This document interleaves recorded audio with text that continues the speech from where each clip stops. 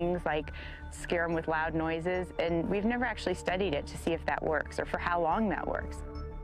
And anytime they come close to me, I'm going to shake a canister full of coins at them. Go away, go away, go away! Till en början fungerar det.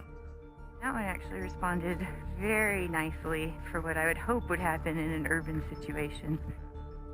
Men när de skakar burken om och om igen fungerar det inte längre. Go away, go away, go away! Not really responding. Go away! They get startled still, but once the noise continues, they stop responding to it. Coyotes learn over time that that device isn't that scary. So that alone could be an intimidating situation that could lead to an actual contact with the coyote. And in either case, that now is a problem coyote in an urban area, and that can't happen. Varje ny och skrämmande sak som Julie tar fram förlorar snart sin effekt. So coyotes have a lot of behavioral plasticity, and that means they can habituate to new situations pretty easily and adapt. So then we have to create a more scary device where it's just constantly upping the ante. Hopefully this is a foundation to build upon to create a safer environment for both species. Problemet är att det kanske inte går att hitta en skrämseltaktik som djuren inte kan vänja sig vid. Lösningen brådskar, för prärievargarna blir allt mer framfusiga. Och i oktober 2009 händer det som inte får hända.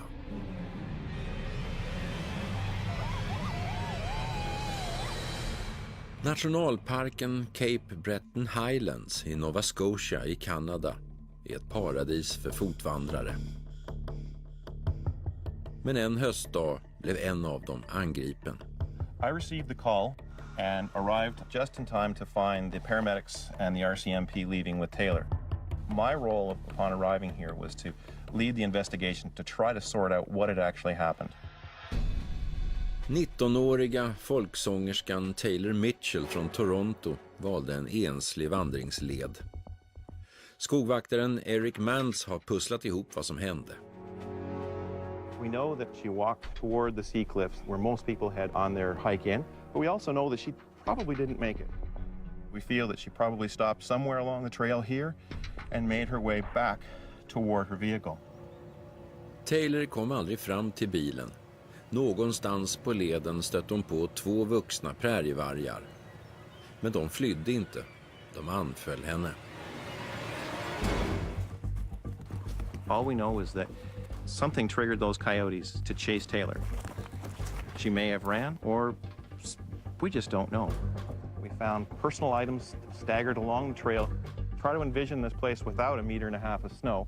It's about here. We found scuff marks on the ground. We then proceeded toward the washroom building. We found small amounts of blood. Taylor försökte ta skydd i dasset, men dörren var låst. Andra vandrare hörde hennes skrik. When the hikers arrived at this scene, they found Taylor immediately in the small grove of woods with 2 coyotes actively attacking her. Taylor was gravely injured. She had lost a great deal of blood, and unfortunately she passed away later on the next morning. It was very puzzling and surprising, the degree of severity, and we really could not imagine that coyotes had done this. Det var första gången i modern tid som prärievargar dödade en vuxen människa. Sedan dess har det skett en gång till. Hey, you stay away. Hey. It's fair to say that we have seen, since the attack on Taylor, an increase in fearlessness in coyotes in this area. Precis som i USA har folk stött på orädda prärievargar runt om i Kanada.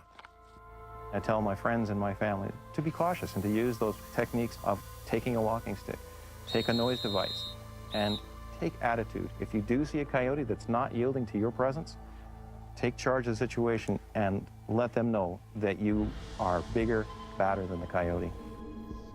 Forskning har visat att djuren som angrep Taylor Mitchell troligen inte var renrasiga prärievargar, utan snarare korsningar mellan prärievarg och varg.